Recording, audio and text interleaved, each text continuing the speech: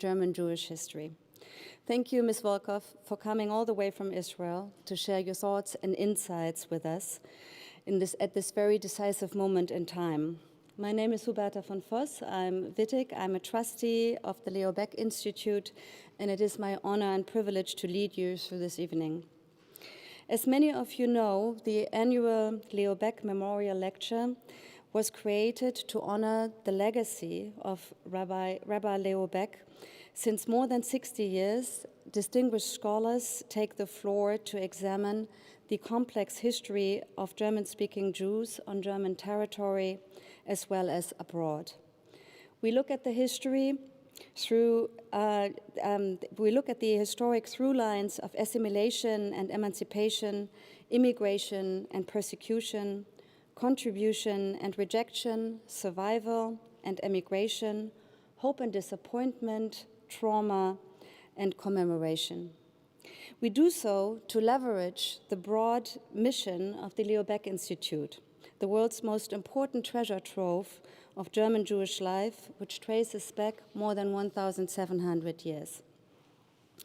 For the faithful members of the Institute, its leadership, team members, trustees, and donors, it is a moment of renewed resolve to protect this heritage and to find ever new ways to make it relevant to today's audiences. Let me use this opportunity to acknowledge LBI's terrific executive director, Dr. William, aka Billy Weitzer, who will retire in the coming months. Billy, I'm sure you're watching us today. Thank you for your tremendous stewardship, for all the impactful ways to tell the story of German-speaking Jews with new digital means and across Germany and the US. Let me also thank Dr. Miriam Bistrovich, the head of LBI's Berlin office, for organizing today's event. I would also like to express our gratitude to Marianne C. Dreyfus and family, the descendants of Rabbi Leo Baeck, for endowing this lecture. Marianne was Leo Baeck's granddaughter. She only recently passed away. Jim Dreyfus, her son, and Leo Baeck's great-grandson is on the LBI board. Thank you to the Dreyfus family for your generosity to support this important annual gathering of our community and new supporters. For those of you who attend the event via live stream, we are guests at the beautiful premises of the Allianz Forum. Allow me to thank Mrs. Schmitz, the head of the Allianz office in Berlin, and our hostess for the warm welcome and the opportunity to mingle after the lecture. Let me also thank you for your very, very meaningful introduction. The Allianz Forum is situated next to the Brandenburg Gate, which stood right at the frontier of the Cold War, when Berlin was still divided. Within a radius of just 15 minutes, Leo Baeck studied Kant's philosophy with Wilhelm Dilthey, served at the liberal Fasanenstraße synagogue, lived with his wife and children in Schöneberg, and tried to protect the Jewish community in all possible ways from his office on Kantstraße 158, the then headquarters of the Reich Representation of German Jews, a Jewish umbrella organization created in 1933. Only 5 minutes away from here is today's headquarters of the Central Council of Jews in Germany on Tucholsky Straße 9, also known as Leo Baeck House. This is where the historic Hochschule für die Wissenschaft des Judentums was previously based, where Baeck taught and influenced the thinking of many Jewish leaders until he was deported to Theresienstadt in 1943. In other words, there is hardly a more fitting location to reflect on German Jewish history, past and present, than the center of Berlin. We are all privileged that Professor Volkov accepted to give this year's Leo Baeck Memorial Lecture. For many of you, she doesn't need an introduction. A Professor Emerita of Modern History of Tel Aviv University with a specialization on Germany and German Jewry, she taught at the universities LMU Munich, FU Berlin, Oxford University, École des Hautes Études en Sciences Sociales in Paris, as well as Columbia University in New York. Many of you will know her biography of Walter Rathenau that traces the journey of his multifaceted career and personality from 1867 to his assassination in 1922. As daughter of German-born jurist Rudolf Otto Heinsheimer, who fled Germany in 1933, took on the name of Uri Yadin and contributed to the Israeli Declaration of Independence in 1948, and a Jewish mother who went from Tel Aviv to Heidelberg and Berlin to read physics and medicine, she had and has a lifelong fascination with German Jewish history. Her book, Germans, Jews, and Anti-Semites, Trials in Emancipation, published in 2006, compiles her essays of 3 decades on the history of emancipation of German Jews, as well as the social and cultural manifestations of anti-Semitism in Germany during the 19th century.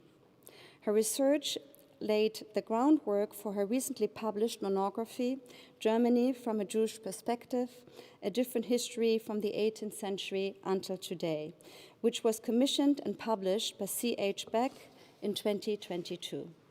It is a fascinating read that bursts many bubbles of mainstream historiography. Professor Volkov takes us along to examine German history from a distinct Jewish perspective. What did any chapter of our joint history mean for the growing Jewish community on German territory? She looks at the impact of the French Revolution, the Age of Enlightenment, the early and failed first steps to democracy of the Frankfurter Paulskirche, the passionate patriotism of German Jews during World War I, the Holocaust and near destruction of Jewish life in Germany, the cautious rebuilding of Jewish life in post-war West Germany, right until the end of last century, where her quest finishes. One of the first artifacts that I saw at the Leo Baeck Institute in New York were, in fact, the glasses of Mosel's Mendelssohn, which even by New York standards looked very stylish. Professor Volkov helps us to see the past and present from a Jewish viewpoint, and it is thus more than fitting that she will be bestowed with the Moses Mendelssohn Award after her lecture. Congratulations, Professor Volkov. It strikes me that the German language includes so many nouns that consists of 2 words, as if 2 words could better describe the ambiguity of things. One example is the simple English word longing, in German Sehnsucht, which consists of the verb longing and the noun addiction. However, one of the most complicated notions only has 1 word, Heimat, home, motherland.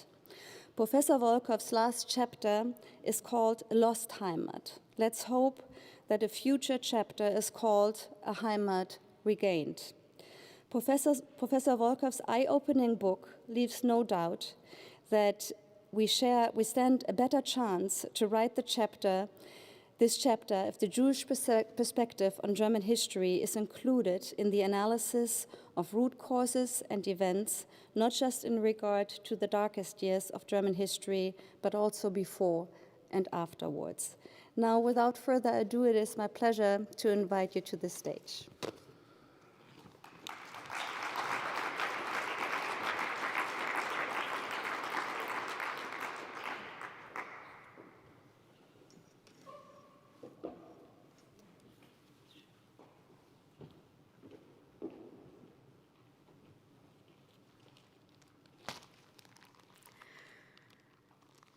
There are many, many thanks that I have to express. First of all, for being invited to give this lecture. I'm doing German Jewish history and German history for more than 40 years now, but never late than never. And I'm delighted to be here, and if I'm not mistaken, we are live streaming it to New York, where perhaps more friends of mine and colleagues are watching us, and it's exciting and a great pleasure for me. I'm also thankful for the invitation for the staff of the Leobeck Institute, especially in New York, and the lady that takes care of Leobeck Institute in Berlin. This is the first time, I understand, that the Leobeck Memorial Lecture is being given in Berlin and not in New York. It has to do a bit with Corona problematic, but also with the simple fact that it's high time we do it in Berlin. And perhaps someone will take me for a walk around all these places that you mentioned that are just a few steps away from here. All I knew that is near here is the villa.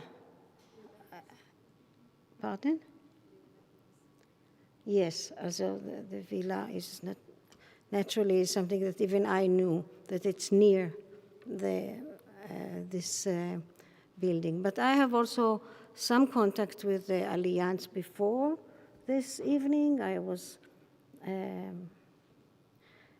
giving one semester lecture in Munich some time ago, 8 years ago.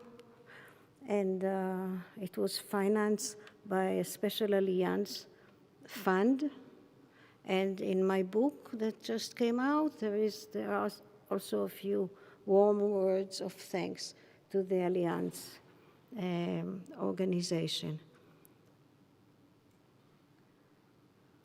I'm sure I could go on with thanking people, and when one lives and writes history so long, one has a heap of thanks that one always has to say. But perhaps it would be best if I just go to the point, and I will thank you by giving this lecture.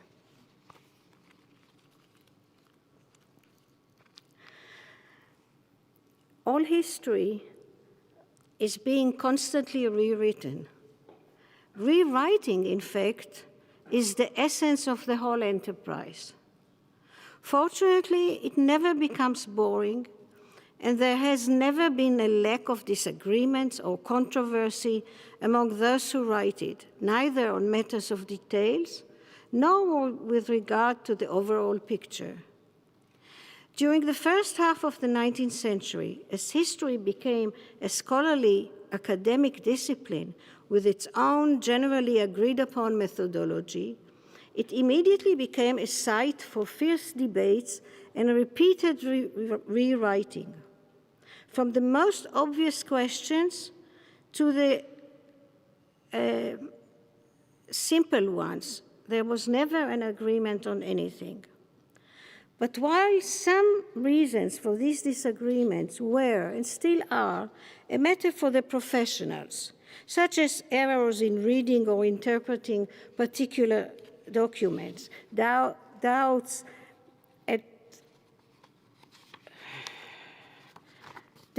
concerning the authenticity, or possible fallacies in the arguments, other reasons are more important. Firstly, because from the very beginning, history was entangled in the affairs of politics. In Germany, it has soon supplied the intellectual underpinning of nationalism, and later on provided the Prussian monarchy with a useful image of its past and a promising vision for its future. By the end of the 19th century, Heinrich von Treitschke was not in vain considered preceptor Germaniae, since he was by then defining the parameters of a cohesive master narrative for the use of German nationalists in many years to come. Secondly, rewriting history was and is often required by events, so to speak. In fact, we are now experiencing an extreme case of such a direct need for rewriting.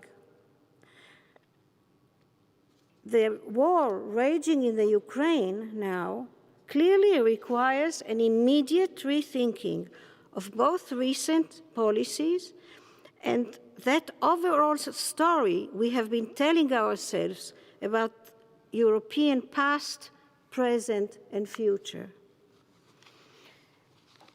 And at the next step, no doubt, historians will be hard at work.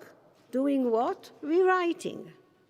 But while this case demands immediate and quick rewriting, sometimes the process is slower, more comprehensive, and even more painful. Think of the need to rewrite German history after 1945, in the aftermath of National Socialism, and as the magnitude of the Holocaust became ever more apparent.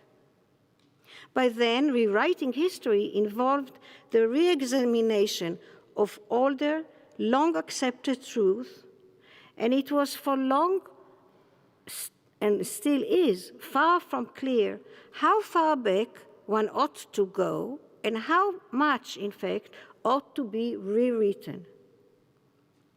Outside Germany, for instance, the American journalist William Shirer in 1960 and the British historian A.J.B. Taylor insisted on going back to Luther.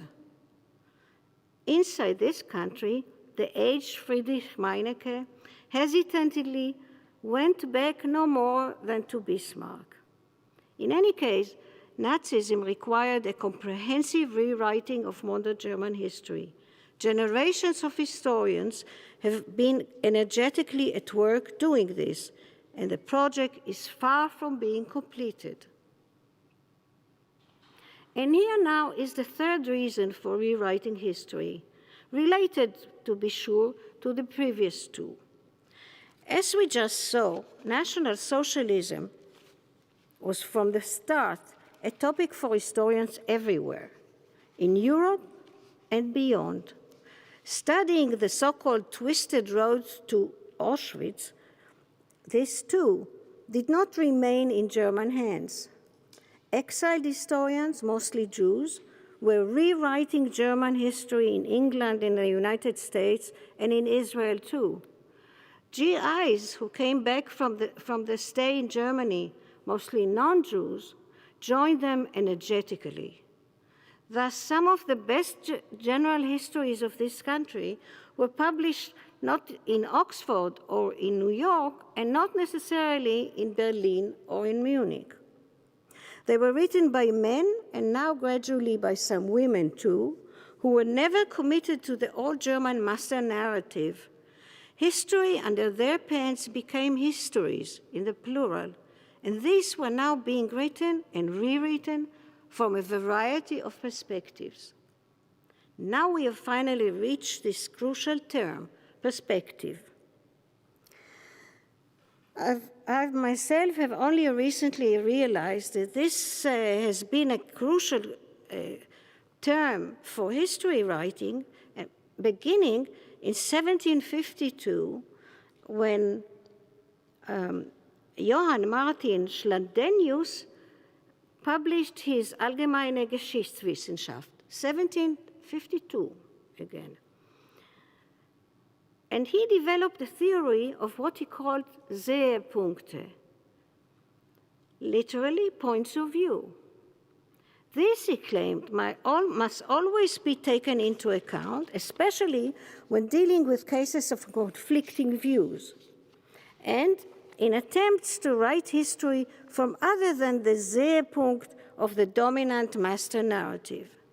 Some such cases are known to us, though they were not yet known to Schladenius. Thus, in the late 19th century, Marxists endeavored to write history from the perspective of the exploited proletariat. And more recently, the advocates of women's history, men and especially women, took it upon themselves to tell anew the familiar his story by turning it into her story. Interestingly, they did not only they did not do it only by adding women to the old narrative, but also, and more importantly, by changing the known narrative altogether, by writing a new narrative. They were and are doing so by using another Seherpunkt, indeed, the women's perspective. And so it gradually dawned on me, as I was teaching modern German history in Tel Aviv, year in and year out, that unknowingly I was telling my students the German past from a Jewish perspective, that I was offering them a version of German history seen from a Jewish standpoint, Jewish point of view.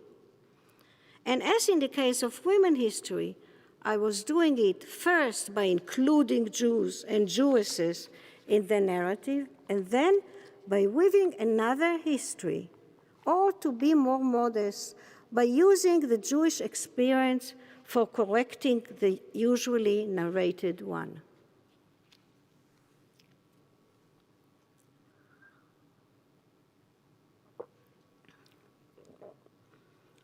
At first, I had to decide where to begin. This, in fact, has always been a difficult question for historians. Treitschke, to use him again, in his Open Magnum, you may remember, which was entitled German History in the 19th Century, began with the Peace of Westphalia in 1648. And the narrative often goes even further back to the Reformation or to the early history of the Hohenzollern monarchy. These were no doubt the needs of the moment. Later on, the needs had changed. More than 100 years after Treitschke, the first volume of Hans-Ulrich Wehler, Gesellschaftsgeschichte, published during the 1990s, on dealing primarily with the processes of modernization during the 19th century, indeed, begins in 1700. While Thomas Nipperdey, in his modern German history, opens simply with Napoleon. There are obviously many options. From a Jewish perspective, it soon became clear to me one ought to begin no later than the late Enlightenment, with the early discussion concerning the legal equality of the Jews, or with the later so-called emancipation. This has often been done by Jacob Katz, for instance, or by David Sorkin in his important book on the emergence of German Jewry. Most importantly, perhaps, the last volume of Heinrich Grätz, Geschichte der Juden, completed in 1871, begins with Moses Mendelssohn. It is a good starting point for modern Jewish history, I feel, despite the critique of Grätz since the days of Simon Dibnov, who wished to start later with the French Revolution, and a number of contemporary historians who insist now on beginning earlier. And while this starting point is not too common in writing modern German history, neither is it entirely absent from the historiography. I could think of Rudolf Virchow's oeuvre years ago, a frequent visitor to our institute in Israel, in Tel Aviv, or try to make use of Michel Foucault's Qu'est-ce que c'est la lumière, first published in 1984. The respected philosopher turned historian reminded us that, and I quote, with the two texts published in the Berlinische Monatsschrift of 1784, precisely 200 years earlier, the German Aufklärung and the Jewish Haskalah recognize that they belong to the same history. Kant and Mendelssohn, Enlightenment and Emancipation, these are not a bad opening. This is how I felt. For German history through Jewish eyes. By studying Jewish emancipation, the German Enlightenment could be presented in all its ambivalence. And in addition, the narrative of almost 100 years of German national liberalism can be retold and corrected from this perspective, the Jewish perspective, and according to it. It was indeed a nascent national consciousness that made the Jews, presumably members of another folk, suspicious to the theologian and Orientalist Johann David Michaelis. And it was still a contested national consciousness that made them suspicious to generations of national liberals later on. Observe not only such extreme anti-Semites, like Friedrich Fries, for instance, writing during the first half of the 19th century, but also such moderate liberals like Karl Rotteck. It was our deceased colleague, Reinhard Rürup, who quoted from Rotteck's speech before the State Parliament of Baden in 1933 in a path-breaking article published more than 50 years ago. Rotteck pronounced there that the state, after all, requires certain uniformity, as he put it, and that therefore a fusion between Jews and non-Jews not only meant the dismantling of all Jewish rights and duties, but also, and I quote, the end of their history, and no less than, and I quote again, the death of their nation. In the aftermath of the revolution of 1848, again, not only pronounced anti-Semites poisoned the atmosphere. Expectedly, perhaps, conservatives around the Kreuzzeitung, holding on to the ideals of the Christian state, scoffed at Jewish members of the newly established Nationalverein, saying, quote, "Till now we always thought you belonged to another nation." But the Jews' vehement patriotism, indeed their nationalism, aroused unease in outspoken liberal circles too. August Lamey, Minister for Internal Affairs in Baden, and significantly an unspoken supporter of Jewish emancipation, admitted, though now only in a private letter, that, I quote, "Of course, everyone must overcome a certain aversion in order to set them, the Jews, on an equal footing. For us Germans," he added, "they possess something foreign, of an unpleasant kind." In fact, more than half a century earlier, Wilhelm von Humboldt, likewise a strong supporter of Jewish legal emancipation, expressed a similar twofold attitude. And in 1879, Theodor Mommsen, a well-known public critic of the emergent anti-Semitic movement at the time, required from the Jews that they would, and I quote again, pay the price of their entry into a great nation by detaching themselves on their own uniqueness, of their own uniqueness, and by breaking down completely the barriers between themselves and the rest of the German citizenry. Jewish difference, even for those who were clearly on their side, remained an irritation. Thus, liberals of all shades always sent Jewish Germans a double message, reflecting the ambivalence of their own stand, not only on matters of Jewish equality, but more generally reflecting the inability to accept pluralism, to really imagine and live with others. In rewriting German history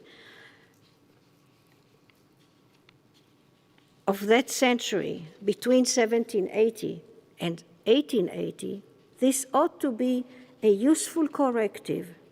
It can help explain the behavior of the liberals somewhat later even, with respect to the fate of minorities in the revolution of 1848 or later, or even their stand regarding the Kulturkampf, or the feeble stand, one must say, on the ill-famous law against the socialists. To be sure, this ambivalence can also be shown without addressing the experience of the Jews or the story of their emancipation.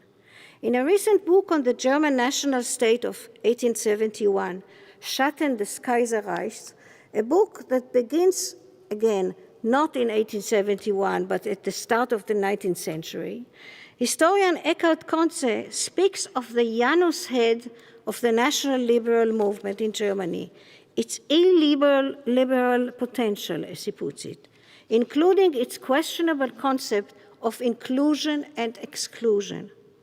He does not mention the Jews in this context, but a look at the development from the Jewish perspective could have helped me make his point even more powerfully. Such a look serves as a magnifying glass, keeping us focused on what really mattered. Significantly, this same look does not necessarily support an overall dark view of the Kaiserreich.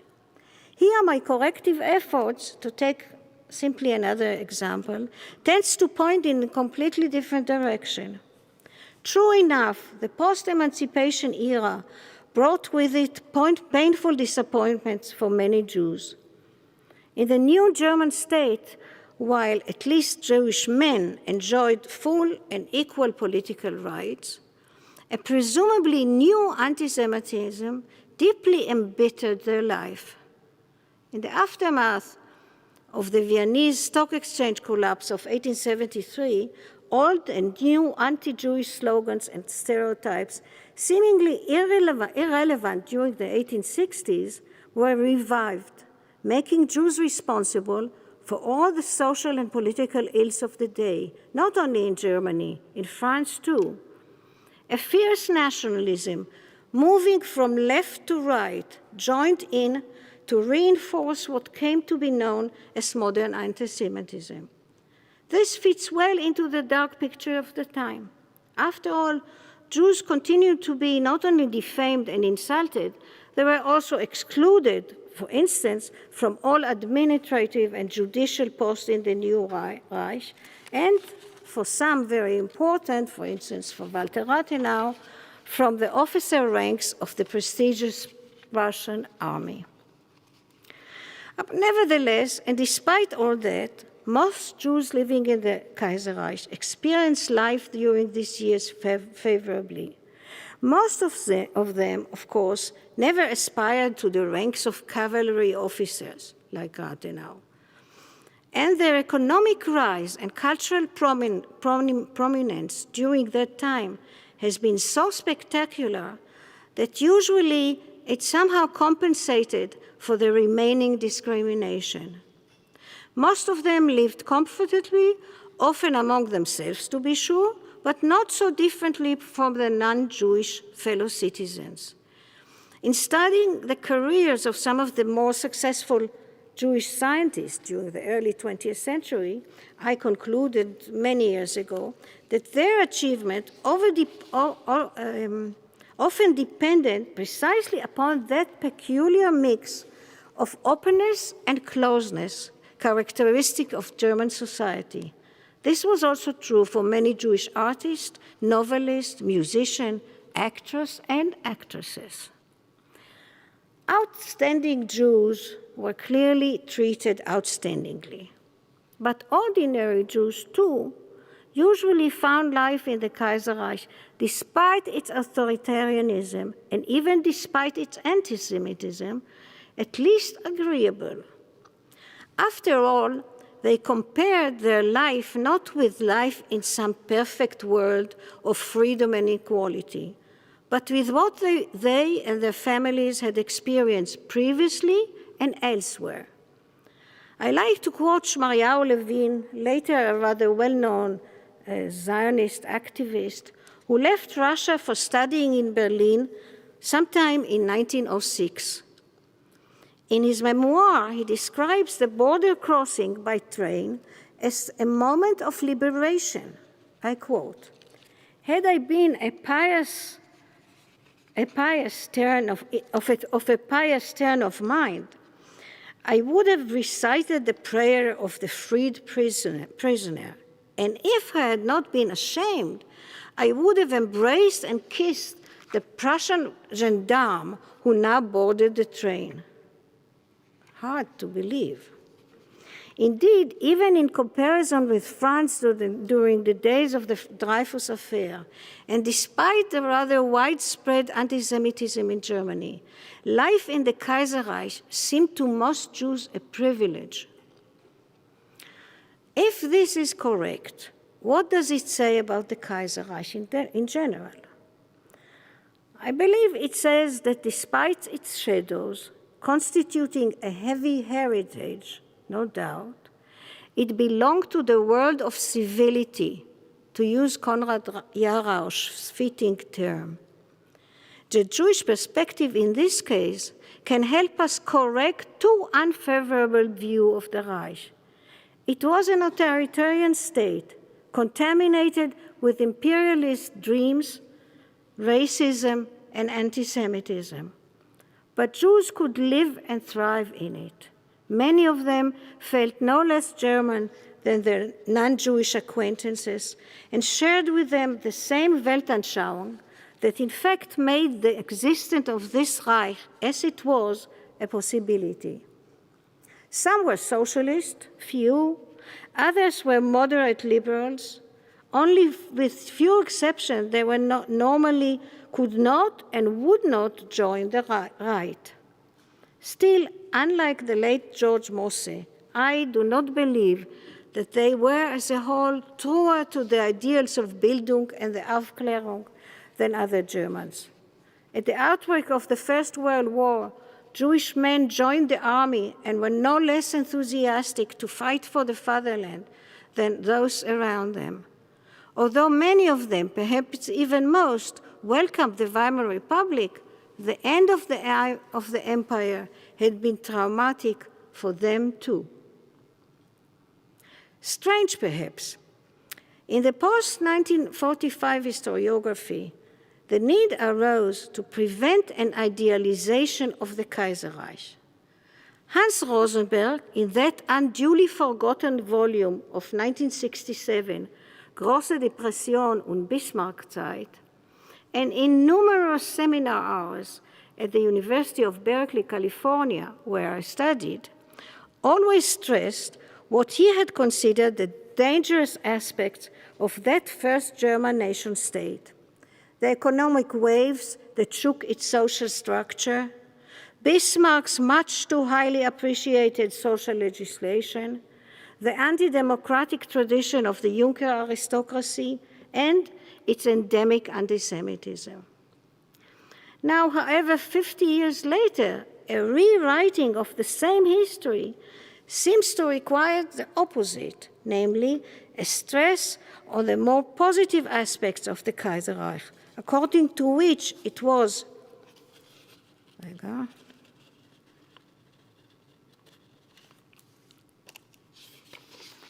like other European nation states, far from perfect, no doubt, but still not all shadows and darkness. But then, no matter how balanced or objective one tries to be, the Nazi era is an exceptional case. Under the new regime, Jews were first totally excluded and then sent to their death. It seems they could no longer wear out this chapter of German history themselves. It was no longer their history. They no longer had a voice. Still, German history did not end with Nazism, though not a few historians of my generation pretended it did. It did not end in 1933, nor did it end in 1939, or for that matter, in 1945. Moreover, neither did the German Jewish history end on one of these dates. Jewish experience, I would now like to argue, continued to offer a corrective well beyond these dates. To begin with, Notice the paradox. Beginning with the so-called Nazi seizure of power in 1933, Jews preoccupied the new rulers of Germany to an extent they had never done before. German Jews, a shrinking 1% of the population, previously only an irritant for some, suddenly gained unexpected significance. New laws and regulation regarding what they could and especially what they could not do were being enacted on a daily basis. And then, while on the eve of the war, Nazi leadership had to deal with only slightly more than 200,000 Jews in the so-called Old German Reich, elderly, dispossessed, and dislocated, they were soon burdened, from their point of view, with some 2 million Jews in the Polish Generalgouvernement. The more successful they were in taking over territories in West and East, the more gigantic was the so-called Jewish problem on their hand.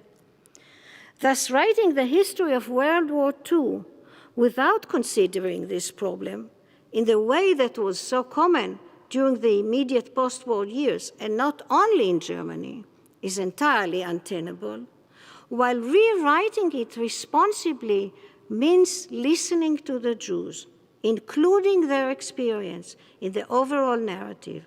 And this somehow had been resisted even longer, for some 3 additional decades. It was in the mid-1980s that historian Martin Broszat brought this dilemma to the open.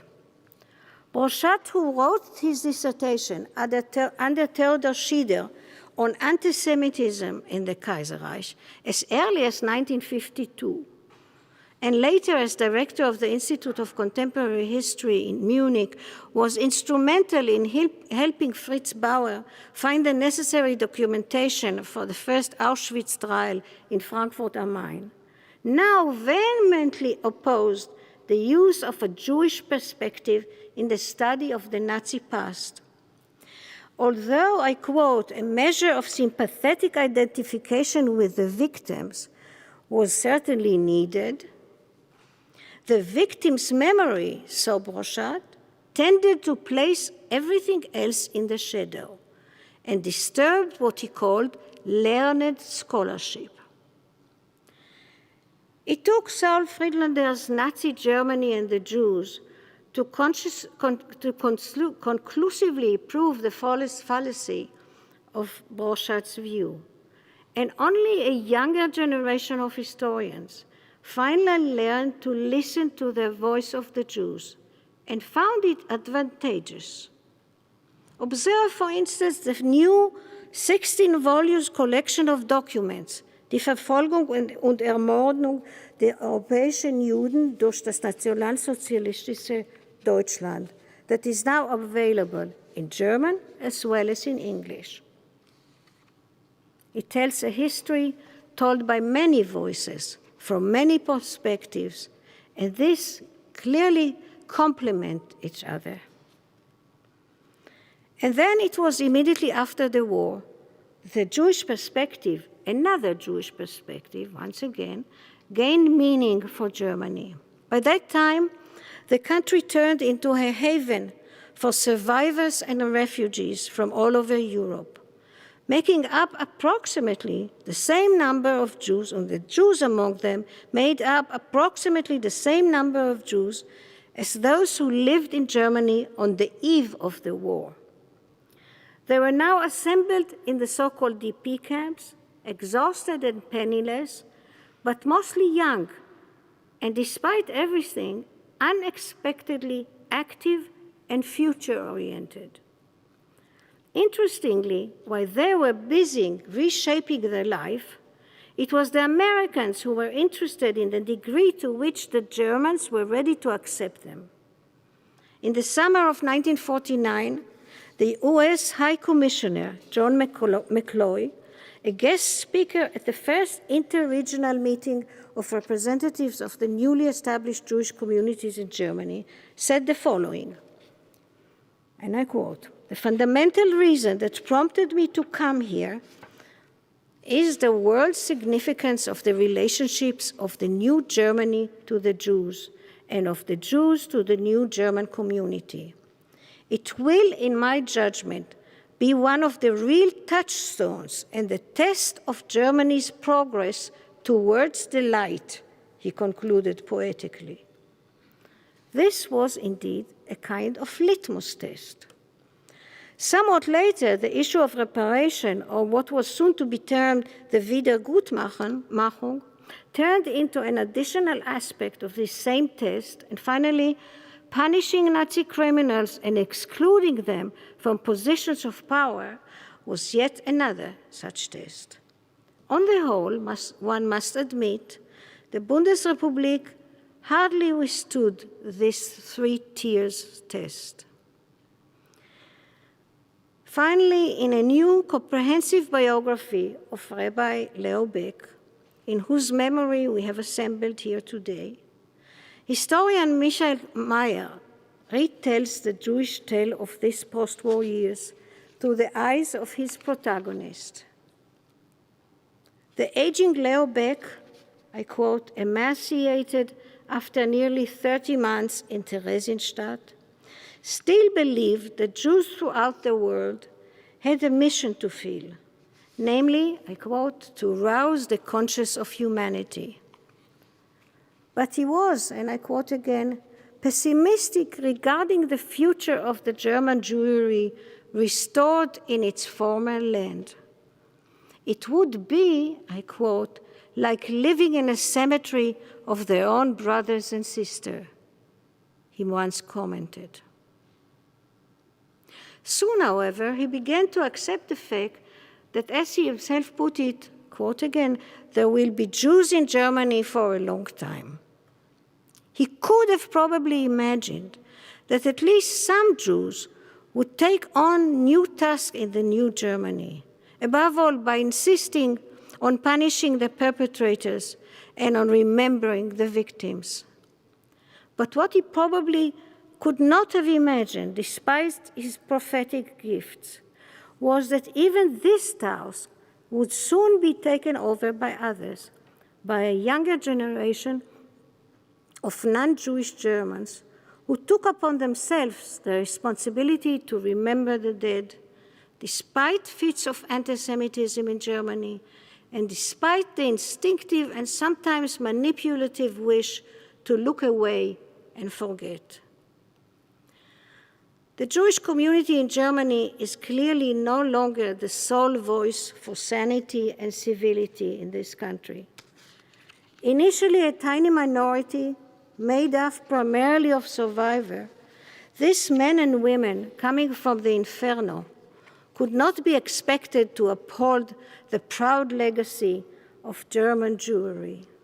Later on, the well over 100,000 Russian Jews who came to live in Germany after reunification have had another experience in Germany and the Germans altogether.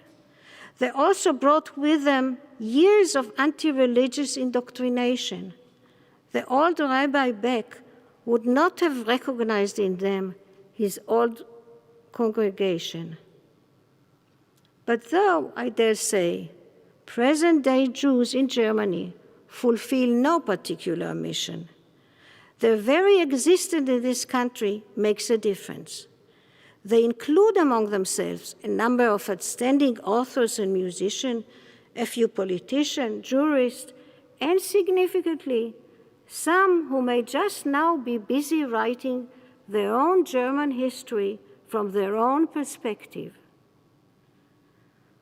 Clearly, not only actual history is full of surprise, as we have recently been learning anew, but the future of writing history and of rewriting it, too, can likewise never be predicted. Precisely this, ladies and gentlemen, is, so I believe, just as it should be. Thank you.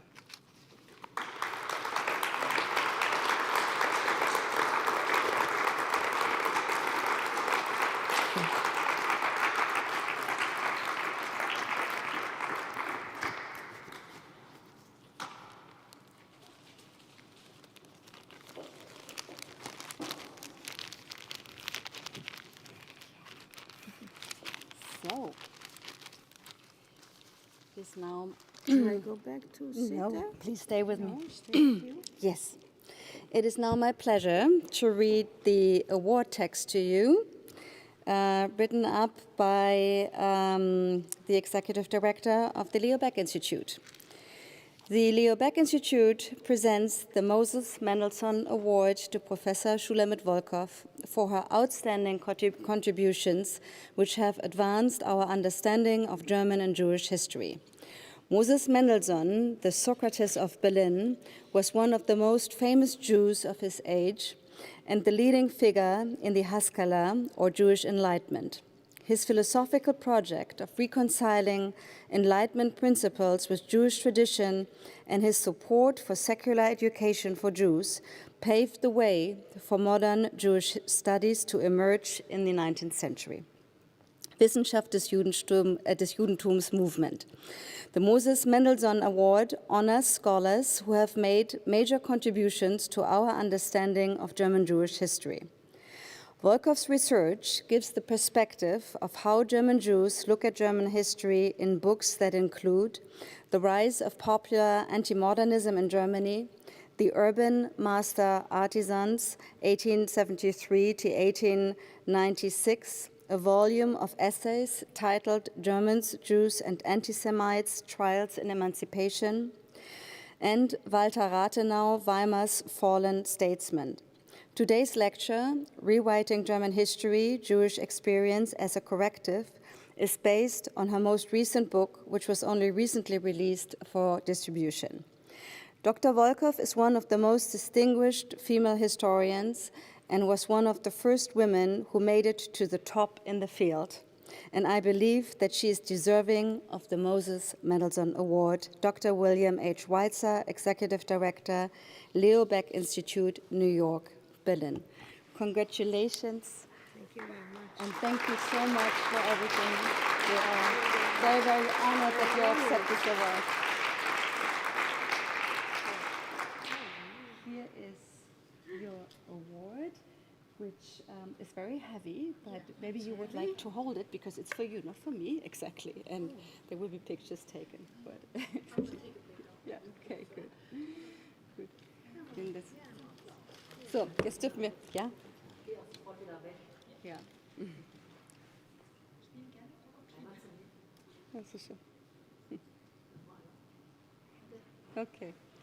Gut, jetzt wollen wir noch einmal, glaube ich, herzlichen Glückwunsch sagen und vielen, vielen Dank für alles, was Sie getan haben, für uns alle. I'm really taken aback that such an honor has been sort of bestowed, that's right, bestowed upon me. It's more than deserved, Thank and you we very, are so very grateful much. to your work. And if Billy is somewhere there, then I thank him most especially. Thank you. Okay.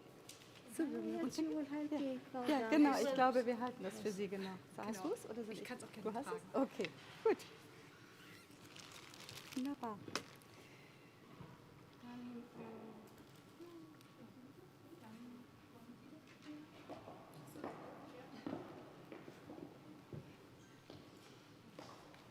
So, dann bedanke ich mich ganz, ganz herzlich bei allen anwesenden Gästen. Thank you very much for all of those who are attending on site, and I thank all of those who are logging in and viewing us in America. It's been a pleasure, and have a wonderful day, a wonderful evening, and we'd like to invite all of you to a nice reception. Thank you very much, Professor Volkov.